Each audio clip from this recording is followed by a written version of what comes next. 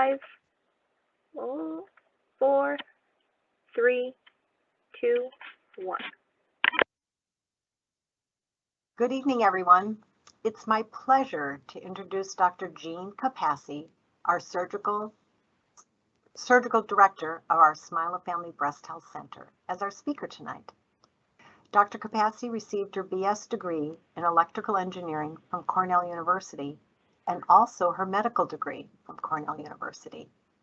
She did her internship and residency at St. Luke's Hospital in New York City. She started her surgical practice at St. Luke's Hospital in New York City and then moved her surgical practice to Norwalk over 20 years ago. Dr. Capasse has surgical teaching appointments with the University of Vermont and Ross University. She has received several honors and awards. Of note, her colleagues here at Norwalk Hospital named her one of the medical staff honorees. Dr. Capasse is also published, and her recent publication is an article with Dr. Boris Goldman on breast reconstruction.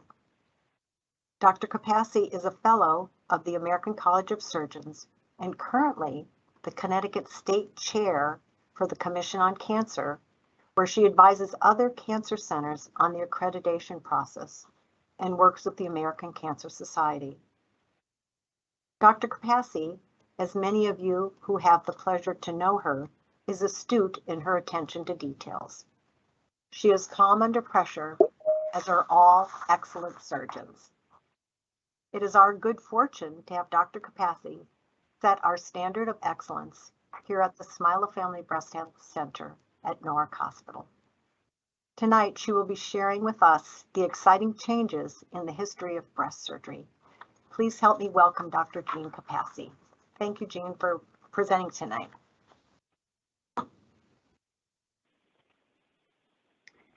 Thank you, Mary. What a lovely introduction. Welcome, everyone. So as Mary said, I am going to be speaking about breast cancer surgery, and I am going to talk about surgery in the past and what we do now and possibly the changes in the future. As Mary said, I am the Connecticut State Chair for the Commission on Cancer, which is celebrating its 100th year anniversary, which I think is just amazing that it's been around since the 1920s. And so I thought it was a good time to look back.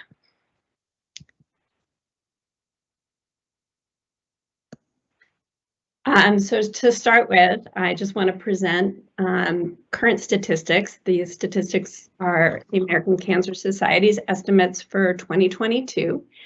And it's thought that there is going to be over 290,000 new cases of breast cancer in this country.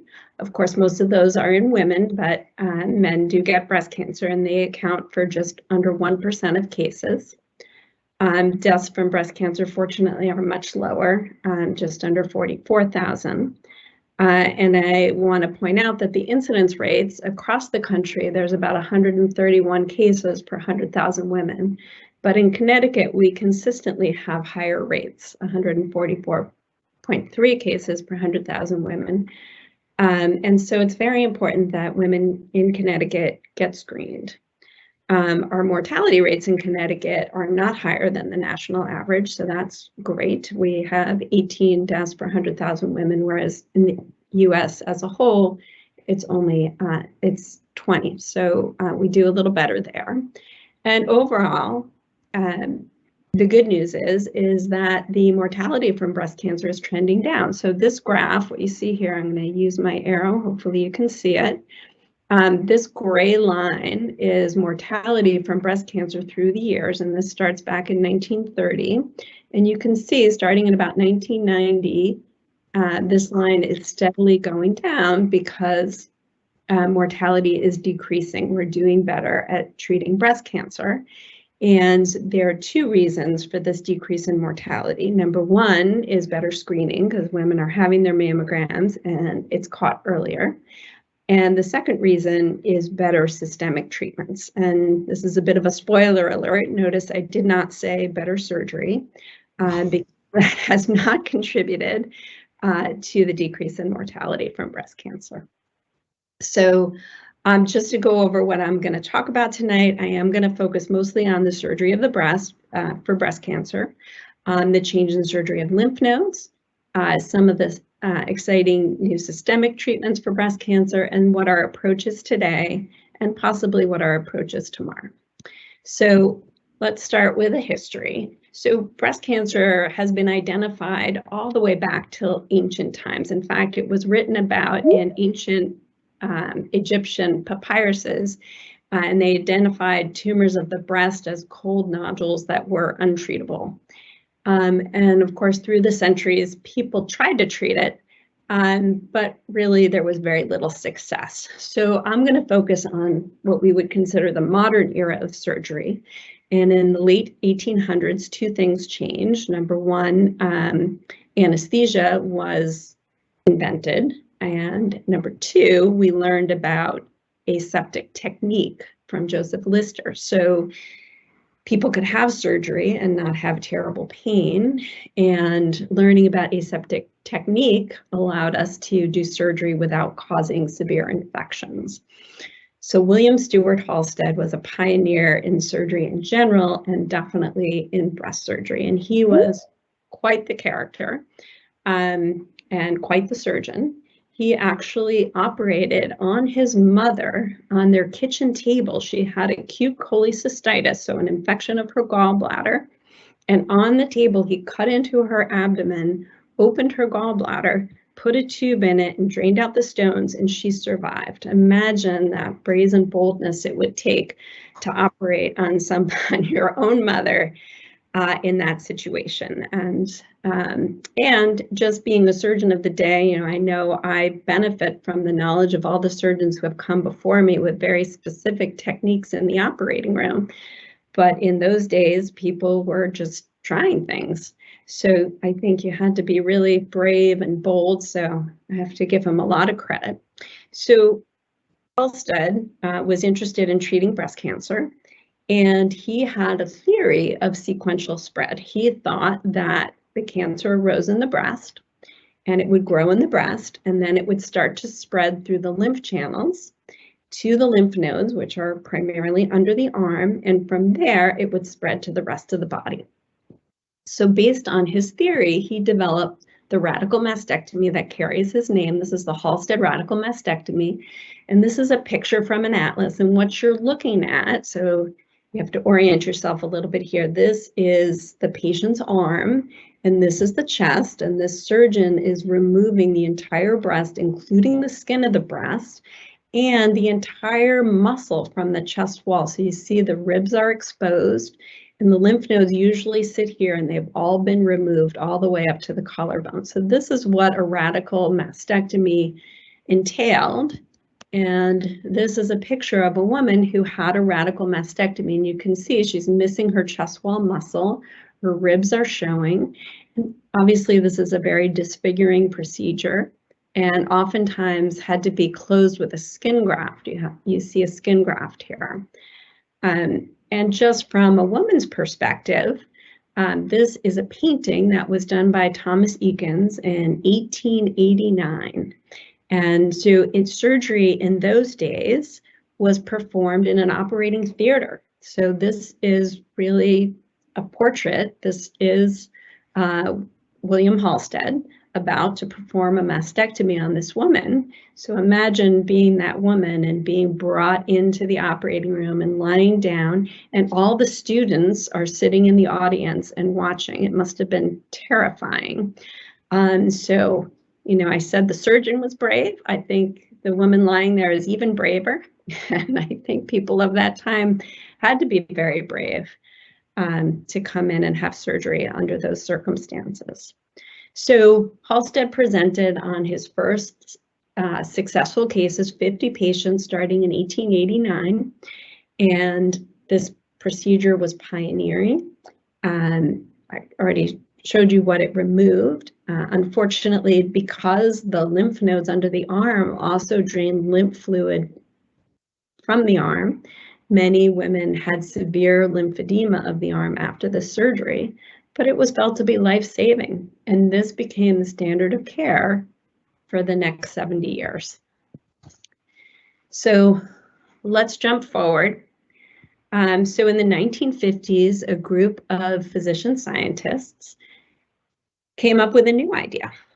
And, I'll just state here that while this was supposed to be life-saving, there were an awful lot of women who were thought to have stage 1 breast cancer who still died of breast cancer. So if Halstead's theory was right, and it couldn't spread if it didn't go to the lymph nodes, then all those women should have survived after the Halstead radical mastectomy. But in fact, 30% of women who had stage 1 cancer would die after this procedure.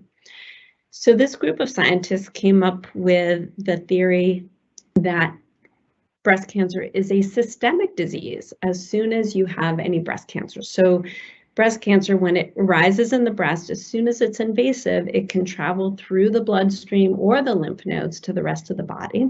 And so really, based on this theory, we need to treat the rest of the body, and it's not as important what we do with the breast.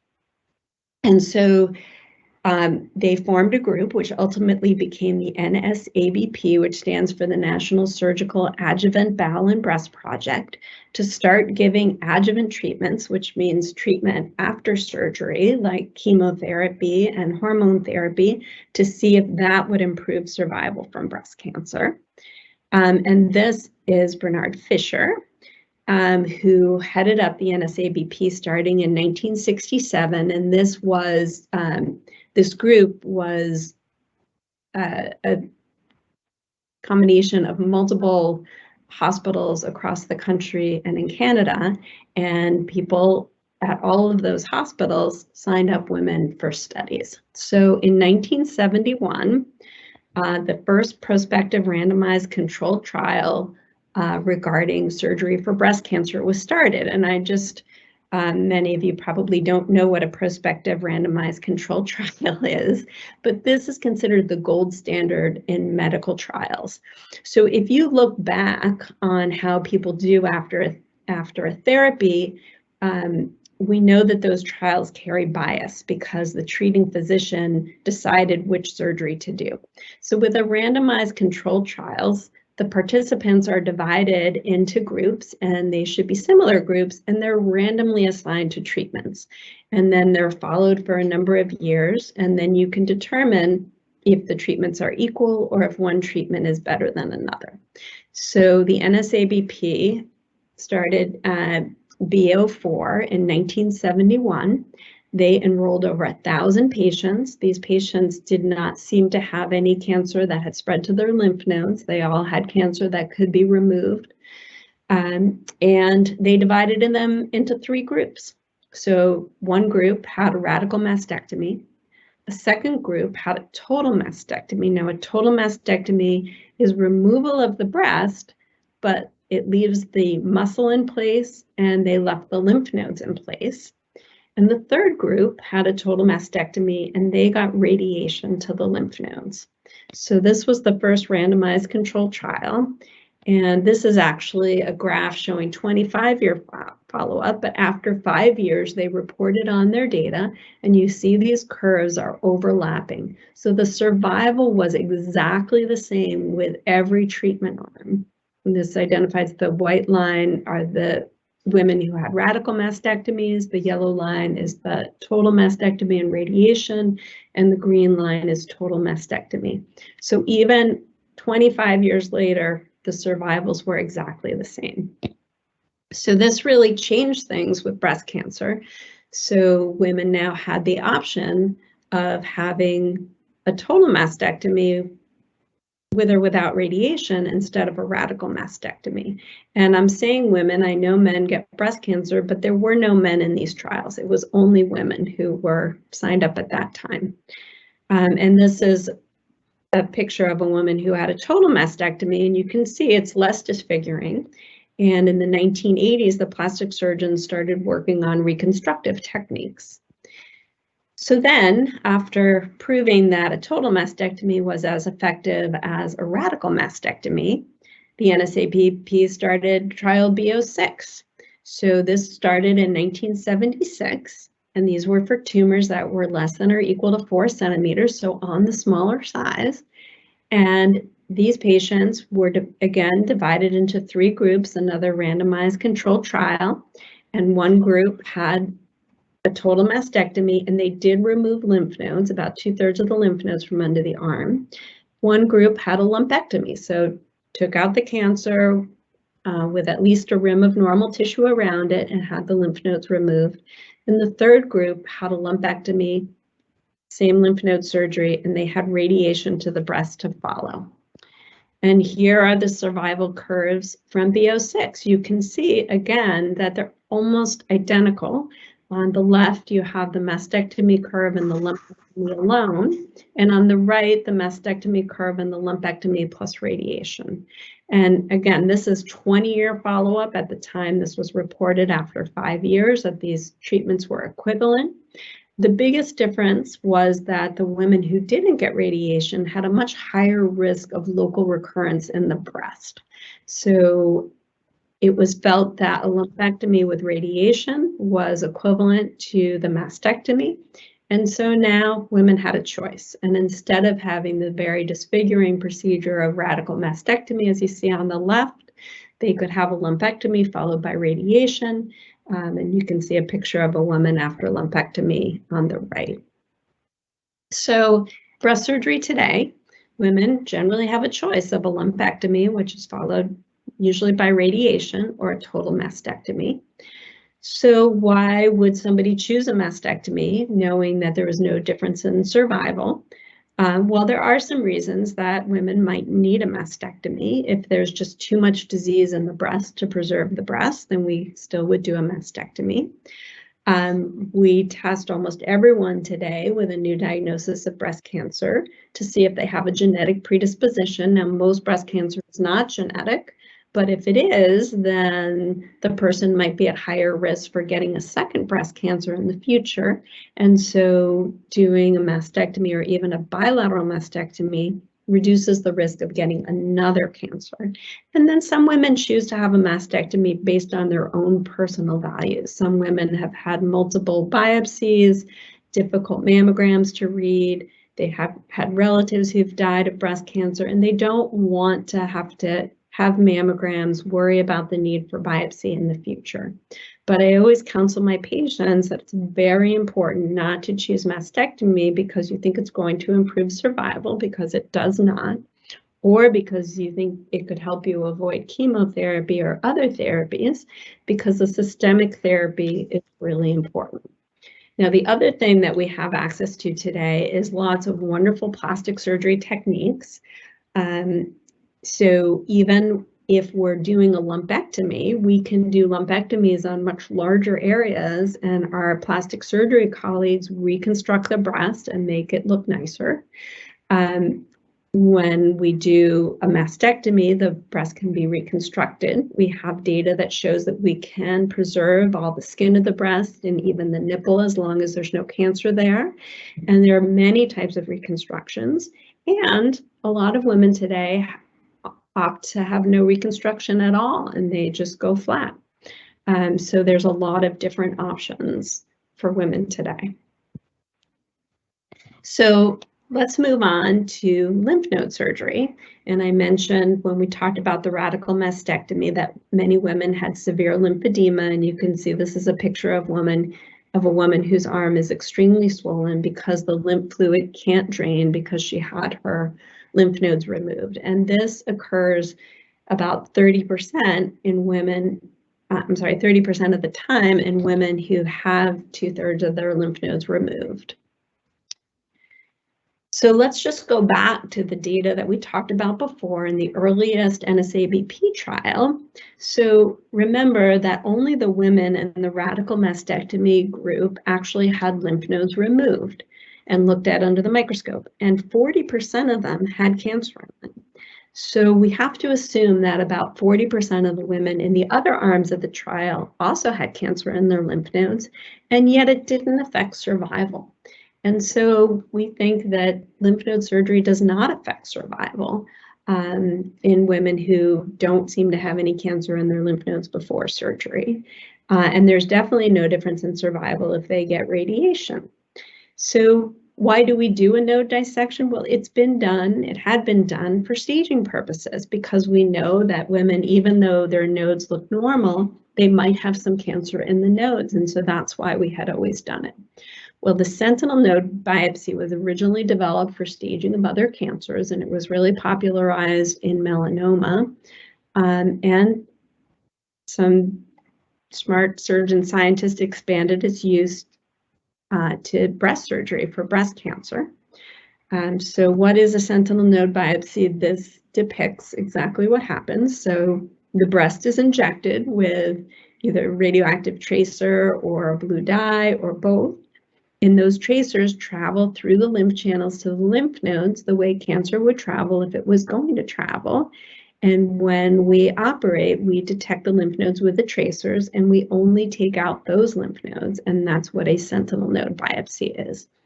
So this is extremely accurate because the dye is going to the nodes that cancer would go to if it was going to spread. So again, our friends at the NSABP did a prospective randomized controlled trial, B32, and all women had a sentinel node biopsy. And half of the women also had their lymph nodes removed to make sure it was an accurate procedure and really reflected what was in the lymph nodes. And the other half only had their nodes removed if they had cancer in the nodes. And so they found that the procedure has a 97% detection rate. We can find the sentinel node, and a 97% accuracy rate, which is extremely high. So a sentinel node biopsy became the standard of care, much better than axillary node dissection.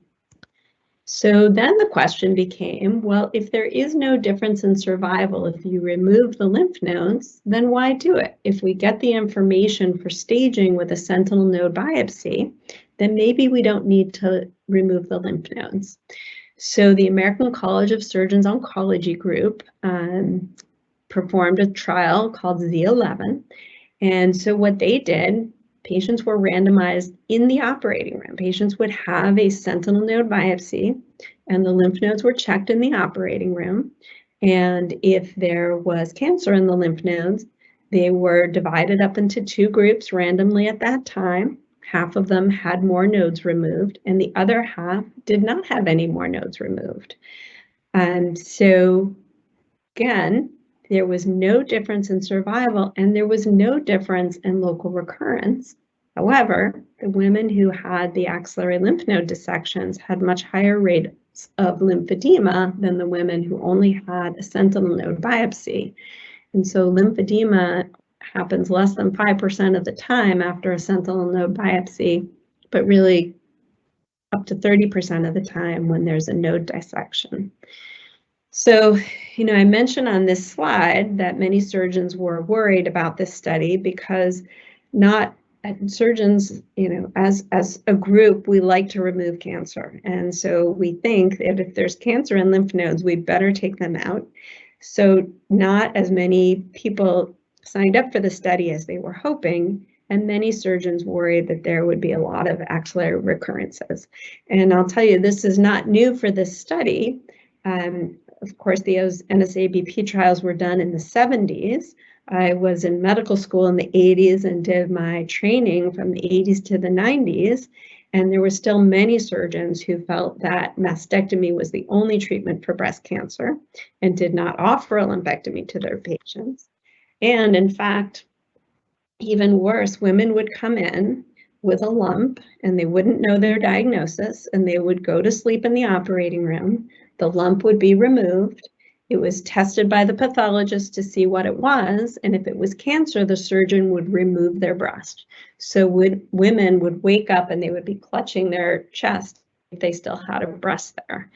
Imagine how awful that must have been to go to sleep not knowing if you had cancer and then wake up and have lost your breast. Fortunately, we do not do things that way anymore, and surgeons have come around, and now 70% of women in the country with breast cancer have lumpectomies, and ultimately the accepted the Z11 study, and much fewer women are having full node dissections when they have limited cancer in their lymph nodes. So this was the study design.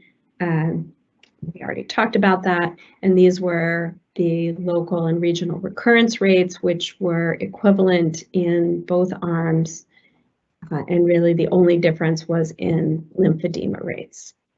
So let's move on now to the systemic therapy of breast cancer. And I'm not a medical oncologist, but this is a very important part of treatment. And again, I think the history of systemic therapy is important. So we know that there are different tumor types in breast cancer. Back in Halstead's day, we treated all breast cancers exactly the same, and that was true really until the 1970s. Actually, I'll stay here for a minute. We discovered that most breast cancers are hormone dependent. About 20% of breast cancers are what we call HER2 positive breast cancers. And then some breast cancers are not hormone dependent and they do not have the HER2 oncogene, and these are triple negative breast cancer. And these tumors have different biology. And even within those subtypes, there are many different types of tumors. And what this is a gene expression array, which shows you each of those lines is a different type of breast cancer. So there's huge variability in the types of breast cancer that we see, and this has enabled us to personalize treatment a little bit more.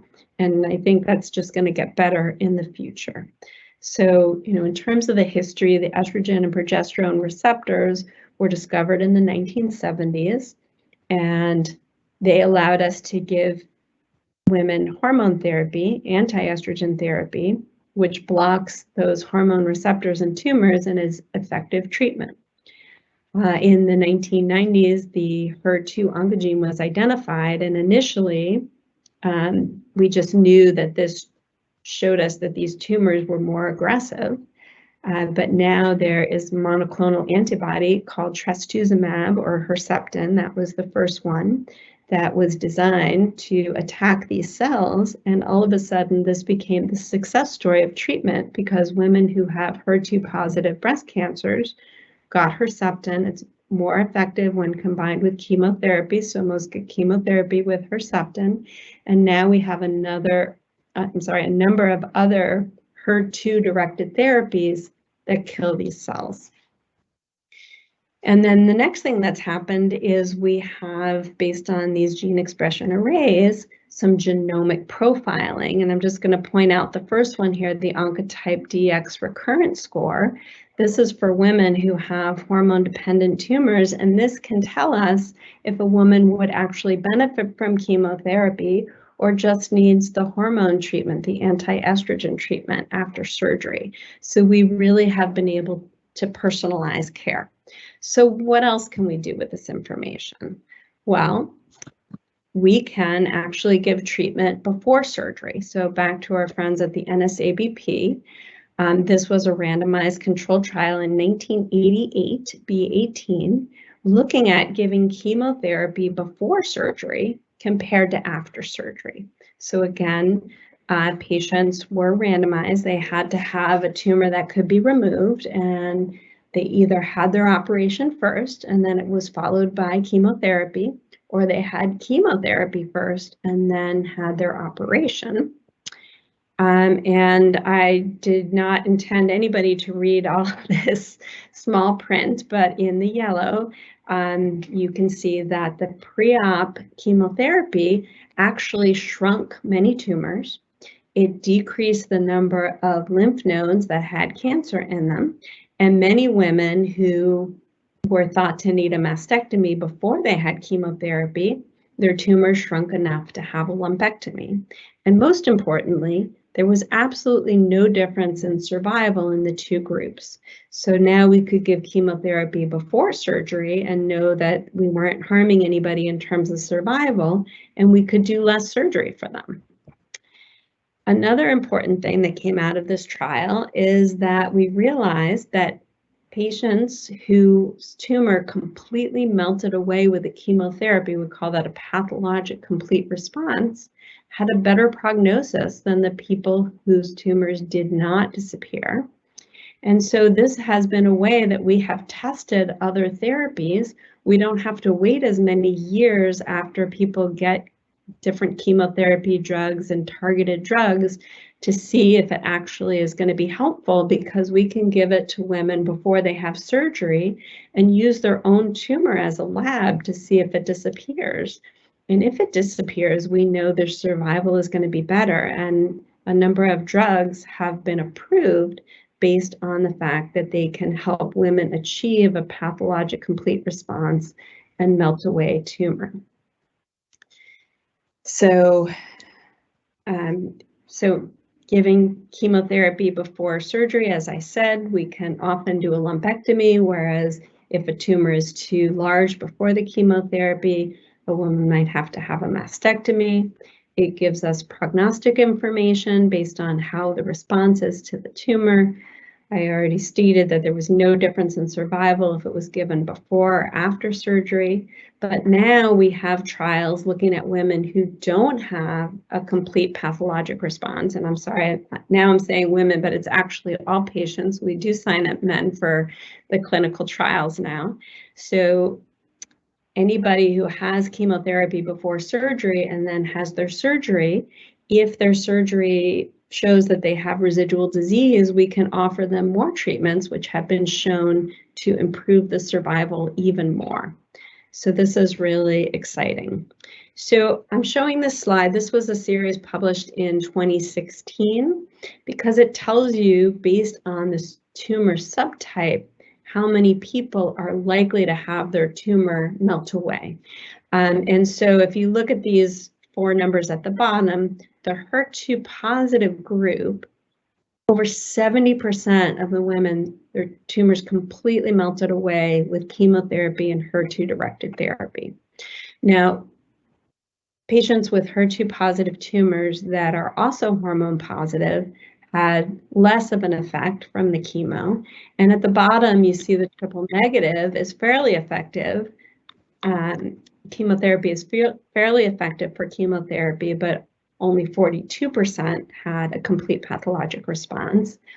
And patients who had hormone receptor positive, so these are the women who are candidates for hormone therapy, they did not have very high rates of the tumor going away.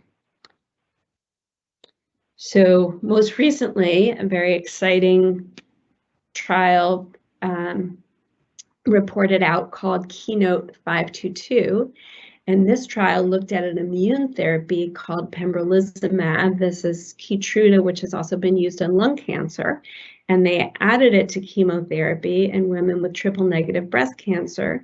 And the rate of patients getting a complete pathologic response increased from that 42% all the way up to almost 65%. So we're doing better and better treating patients with triple negative breast cancer. Now, I also want to point out that we have options. So for patients with hormone-dependent tumors, if we want to shrink them before we do surgery, we can also give hormone therapy up front. And these numbers show you the line in the middle were people who had tumors where they were only candidates for a mastectomy. That's what the MRN stands for. But after they received hormone therapy, quite a few of them, almost 51%, were able to have a lumpectomy. So hormone therapy is effective also at shrinking tumors. It doesn't usually make all the tumor go away, but it can help us decrease the amount of surgery that somebody needs. And it's very effective therapy. It works a little slower than chemotherapy. This is used a lot in Europe, where I think they're more patient than Americans, but it is effective and it is an option. So how do we treat breast cancer today?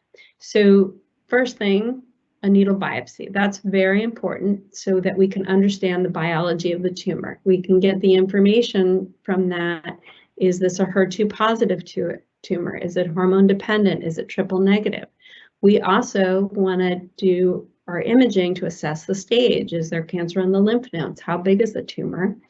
would the person benefit from seeing the medical oncologist before surgery to start treatment before surgery? We definitely want to consider chemotherapy before surgery. That's neoadjuvant chemotherapy in triple negative tumors and the HER2 positive tumors. And again, the advantages are we can see the response of the tumor, we can make the surgery less extensive, we can take fewer lymph nodes if they have cancer in them. And if the tumor doesn't completely respond to the treatment, then they're candidates for more treatment afterwards.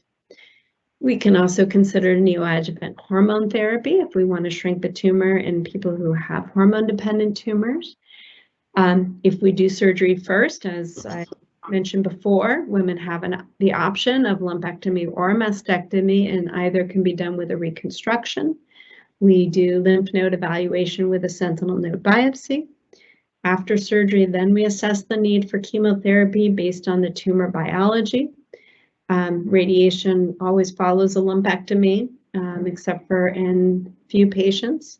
And radiation can also follow mastectomy if there's lymph node involvement. And of course, women and men who have hormone-dependent tumors are candidates for hormone therapy, anti-estrogen therapy, which is helpful. So what about the future? Well, there is currently a study going on looking at eliminating breast surgery entirely for women with breast cancer. So this is based on a study done by Henry Kerr at MD Anderson. And this is in patients who have either HER2 positive or triple negative breast cancer, which, as I showed you, those are the ones that are most likely to have a very strong response to neoadjuvant chemotherapy, and for the HER2 positive patients, the HER2 directed therapy. And so all patients who looked on their imaging, so we always do mammograms, breast MRIs after chemotherapy, if it looked like the tumor is completely gone, then they just had needle biopsies. And if the needle biopsies showed no residual disease, then they didn't have any surgery at all. They just had radiation. If it looked like there was some disease in the needle biopsies, then they would go in and have their lumpectomy, and it was followed by radiation. And so now this is a multi-center trial, and this may be the future of breast cancer surgery. And I've often said to people, I would like nothing more than to be out of a job, because we have better treatments than disfiguring surgery for breast cancer. But really, it is very possible that many women will not need breast cancer surgery in the not too distant future. So my final slide, just in summary, we have really made huge changes since the late 1800s. We no longer do Halstead radical mastectomies. We can do lumpectomy with radiation with equal survival, or mastectomy. We no longer do full axillary lymph node removal when people don't seem to have any cancer in their lymph nodes, and we certainly don't take all the lymph channels, which is why Dr. Halstead took all the skin, because it had lymph channels in it. We try to only remove the sentinel nodes. We really tailor treatment based on the tumor biology, which has been a much more successful way of treating breast cancer. And hopefully many women will not need breast cancer surgery in the future. And that's all I have. Thank you, Dr. Capasse. It really is so exciting to see in our lifetime all the changes that have really happened. I have a couple of questions that have come in, and I'll take some more questions, but one of them is, could you just explain why Connecticut seems to have a higher rate of breast cancer? We always kind of have to have that discussion with our patients, because it's concerning, it's upsetting, it's all of that. It is, and we really don't know the answer. There's a lot of people who have proposed different possible reasons. Some people thought, well, more people get screened, and so maybe it's just an effect of having more screening mammograms. But that doesn't seem to be the case, because there's even higher rates in groups of people who are uninsured and underinsured, who typically don't have their screening on time. And it's interesting because there are other states in the Northeast which also have very high rates. New Hampshire has fairly high rates, Massachusetts. And so it makes you wonder, is there something about being in the Northeast? Not all the Northeastern states have high rates. You know, is it something environmental? Is it a combination of things? It's most likely a combination of things. But we really don't know why. But it is very important for all women in Connecticut to get screened. And even though the National Preventive Services Task Force has kind of said, well, maybe women could go every other year or start at 50 rather than 40. We see a lot of young women being diagnosed in Connecticut, and I think it's important that women start annual mammograms here at age 40. Thank you.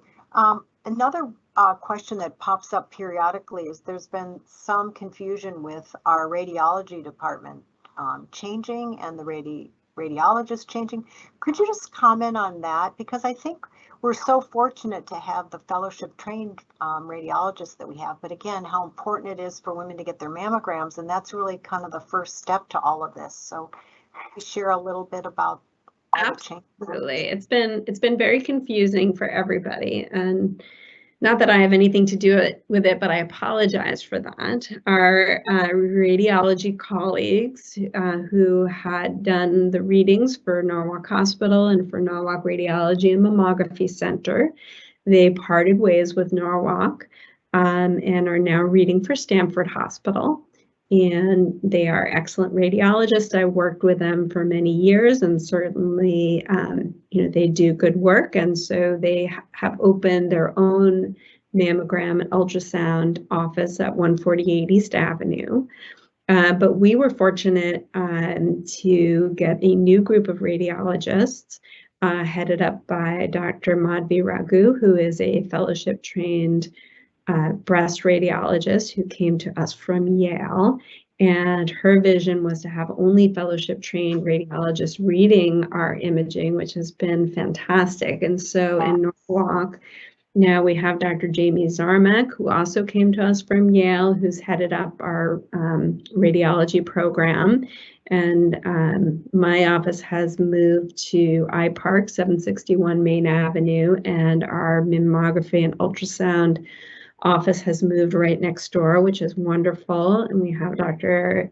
Gilda Borman, who also came to us from Yale and is another fellowship trained breast radiologist.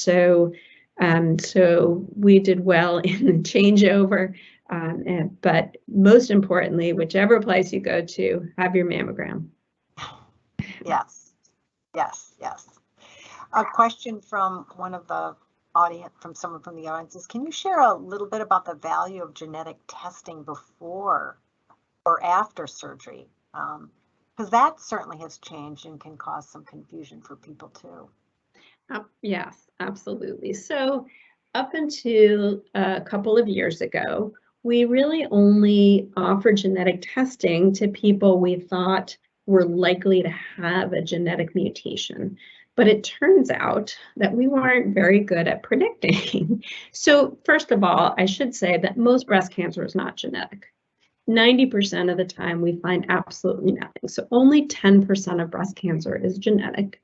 And certainly people who are diagnosed at a young age, people who have family history, people who know that there's somebody else in their family who has a gene, people of Ashkenazi Jewish descent are more likely to have the breast cancer genes.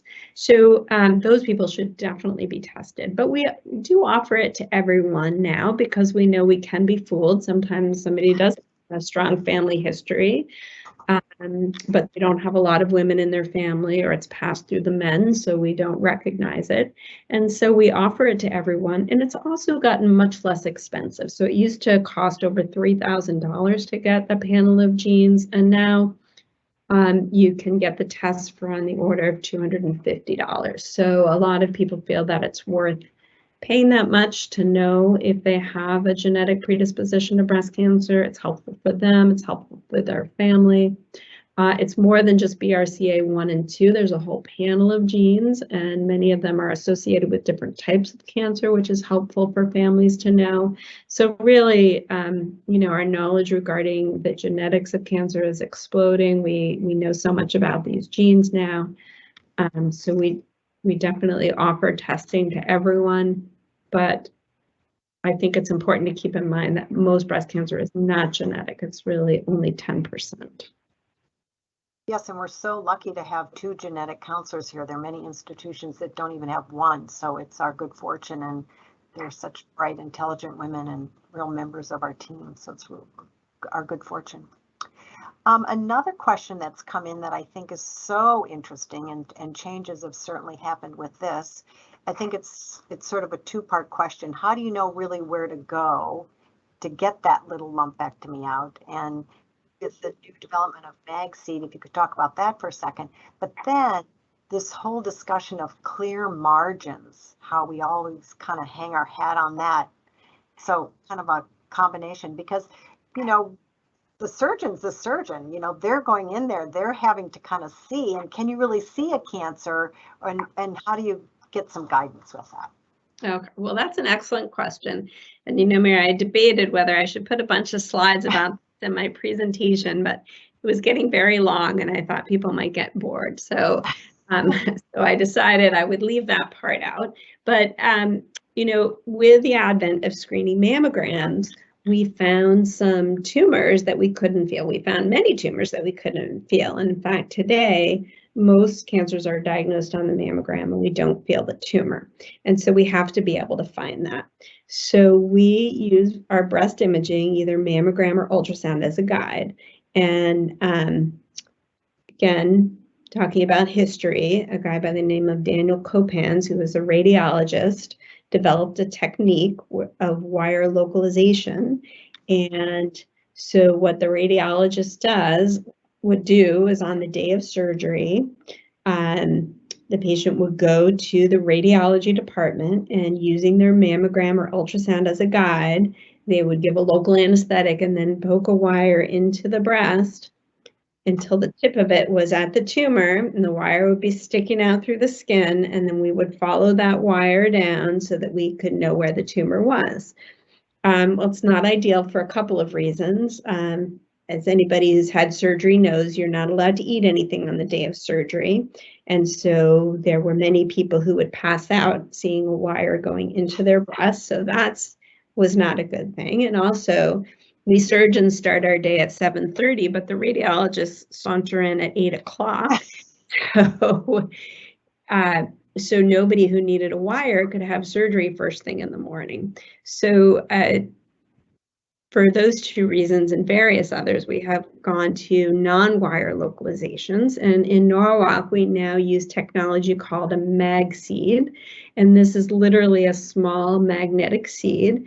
And it's put in the breast the same way as the wire was, but it's done in advance of the surgery. So it's a day where people can eat and drink normally, and we can check the position and we're not worried about it. And then in the operating room, we have a metal detector that detects where it is, so we know exactly where to go in the breast. So there are other localization techniques, something called Savvy Scout. There are radio frequency tags.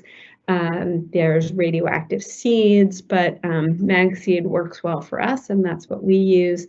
And it's very nice to be able to start surgery at 7:30 in the morning and not worry about having a wire put in your breast on the day of surgery. So that is how we do things now. And then the second part of your question, margins, another excellent question, and something that we have focused on here a lot in Norwalk. So one of the most frustrating complications of a lumpectomy is getting your pathology back 4 or 5 days after surgery and seeing that we didn't get all the cancer cells out. So having clear margins, the definition of that has changed a bit. So for invasive cancer, you really don't need to get a lot of cancer out around the tumor. We say a clear margin is no tumor on ink, so you just have to have a layer of cells between the tumor and the edge of the tissue. For people with non-invasive cancer, called duct carcinoma in situ or DCIS, you need a 2 millimeter margin. So you need 2 millimeters around it. So a lot of people were going for wider margins than that, but it's very clear in those NSABP studies I was talking about, lumpectomy, the definition of a clear margin was no tumor on ink, and that really is effective enough. And remember that people are getting radiation after their lumpectomies, which really reduces the risk of any cancer coming back in the breast. We also use a technique in Norwalk called shave margins. So once we get the tumor out, we take a little bit all the way around, and we really have very low re-excision rates now. The last time we checked, our re-excision rate was 7%. And that really changed with a number of changes in surgery. It used to be on the order of 20%. So we are very proud of that improvement. So, yes, that's great. Also, another question is sort of talking about breast surgery, and is it really painful? What changes have kind of come about with anesthesia to really reduce people not having a lot of pain, but you kind of think of breast surgery as being painful. So can you talk a little bit about those changes over time?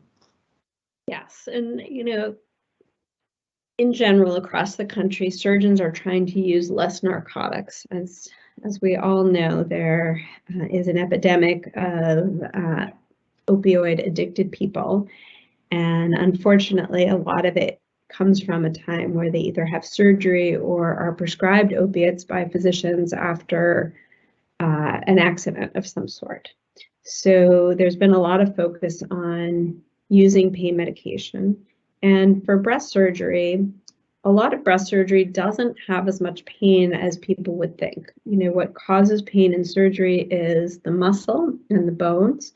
So when you have surgery that does involve the muscle of the chest, it might be more painful, but many women don't require any pain medication after surgery. We use long-acting local anesthetics in surgery to decrease the need for that. When patients are having mastectomies and they're going to have big reconstructions, we often do nerve blocks to help prevent the need for narcotic pain medication. So we really do our best to try to limit how much pain medication people will need or want after breast surgery. That's great. Another question is, how do you get your knowledge? And I can speak from my experiences how well our physicians and our staff attend national conferences to get information. But can you just talk about the surgical conferences around the country and how you get most of your information? Yes. So, I'm always reading medical journals, but I think my favorite thing to do is to go to the medical conferences, specifically breast cancer conferences. Breast cancer is a disease that needs to be treated by a whole team. I'm not going to sneeze. Okay. And so I really appreciate going to the conferences and hearing from not just surgeons, but medical oncologists and all the researchers presenting the latest data. And really, the conferences put it together. Often there's tumor board type formats where we discuss specific cases and how best to treat them. And, in this field, things are changing all the time, so it's very important to keep up. And even here in Norwalk, we meet as a group and we all keep each other updated on what's new in the different specialties. Our radiation oncologists are doing more focused radiation and they keep us up to date with the latest trials. The medical oncologists, as I mentioned, we have this exciting new study, Keynote 522. They're on top of it and already offering all of our patients with triple negative this exciting new regimen. And as surgeons, we try to keep our team informed of the latest in terms of surgical changes also.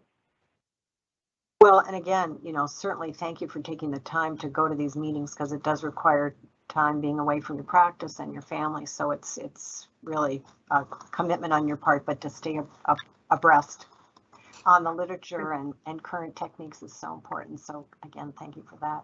A couple more questions, and I know we're a little bit short on time here, but I think we can cover it. Do you want to do a reconstruction question after a mastectomy, even if it's years later? Let's do that one first, because that's kind of interesting. Yes. Yes, that was another thing I debated. I was going to talk a lot about reconstruction, but again, you know, I could talk for days about all the aspects of breast surgery. So breast reconstruction, if a woman chooses no reconstruction up front, is definitely possible. Our plastic surgeon colleagues have different techniques that they use depending on things like if a person's needed radiation after the mastectomy. So radiation can make the skin a little bit tighter. Without radiation, we can do implant reconstructions. And what happens is first an expander gets put in and stretches the skin out until you have a breast mound. And then a final implant goes in. We also have wonderful techniques where the tissue from the abdomen can be moved with its blood supply to the chest, and so no implant is needed. And then we also can have the availability of fat graft only reconstruction. So again, some skin stretching is required if no implant was placed at the time of the mastectomy, but what the plastic surgeons do is they do liposuction. So it's what everybody always used to ask me for when we went to the operating room. If you're taking it out of my breast, can you take it from my hips and put it in my breast? And so that's literally what they do. They do liposuction someplace else where you don't want the fat. And then they do micro injections into the breast, and actually the fat takes hold and grows. Now it is important to know that not all of the fat does, and that can cause some lumpiness, which can get people worried that their cancer is coming back. But it's really, you know, a lot of people don't want to have an implant. And so it's nice to have other options using your own tissue, whether it's fat or muscle from someplace else. And then another quick question here is, can you share some comments on the LGBT community and the importance of screening for breast cancer? Certainly a group that we always want to be inclusive of. Absolutely. Yes, I mean, everybody, regardless of their sexual orientation, needs to be screened. And so, you know, we don't want to leave anybody out of screening. It's, you know, things are changing so much in the world, and there's a lot of people in the transgender population who are removing breasts because they have gender dysphoria. And so they have to be a little bit careful when they remove the breast tissue. In that scenario, they don't necessarily remove all the breast tissue, so they should be aware that they could still be at risk. But certainly it's very risk reducing to have the breast tissue removed. And on the other side, people who want to develop breast tissue, you know, will be at risk just as anybody else and should be screened. So yes, screening is for everyone. And so everybody should get out and get screened. We're all at risk. Thank you. And actually, I think we're going to take all the questions until the end. So if we can all hang in there, fine. If people have to jump off, it is 6:30, please do so, but we'll be here to answer the questions to the end.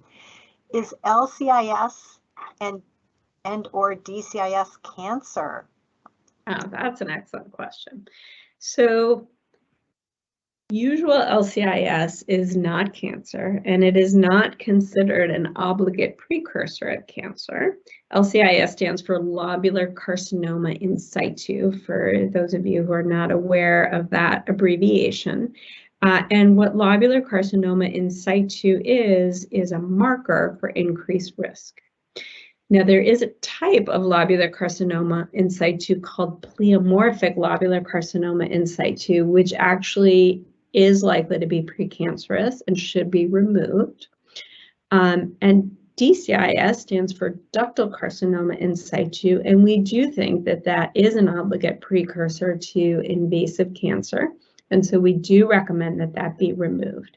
Now, we call them cancer cells, but technically speaking, cancer invades into tissue, and in situ specifically means that there is no invasion. So with pleomorphic lobular carcinoma in situ or ductal carcinoma in situ, we treat them a lot like cancer.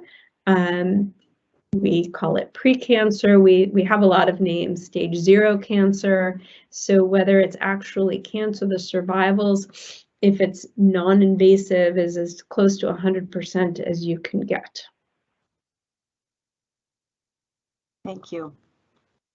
Is there an advantage for breast cancer patients with large breasts to get a reduction in terms of reducing the chances of the breast cancer coming back, or it even coming back in the breast? Absolutely. The more breast tissue we remove, the less breast tissue will be at risk in the future. So that is a common technique now for women who have a large breast. And I have a lot of people tell me, I've always thought about having a reduction. It's a bummer to have breast cancer, but insurance does cover reconstruction and reduction at the same time as breast cancer surgery. So we can do a very large lumpectomy, and our plastic surgeon colleagues reconstruct the breast and make it look nice. And I think reductions, any woman who's considered a reduction is never unhappy after they do it. It takes such a weight off the shoulders, and it makes it easier to buy clothes. There's just so many advantages to doing one. And so, yes, we offer it to anybody who has a larger breast who's interested. And I think we can close on this one. One of the patients made a comment that says she's so grateful to you, Dr. Capasse, for her successful lumpectomy on April 1st. She felt totally supported throughout by the attention to detail before surgery, the day of surgery, and then post-op, and she's thankful to the entire staff. Well, thank you to whoever that is. I really love what I do, and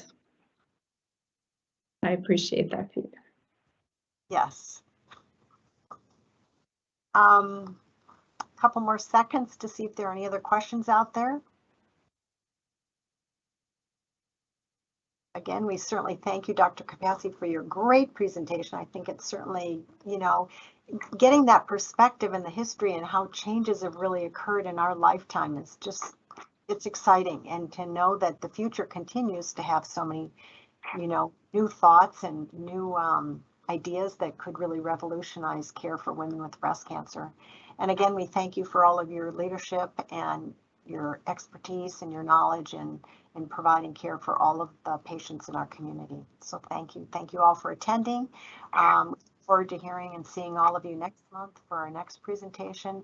And if many of you should know that past and this, including this presentation, are all recorded so that people can access them in the future at any time.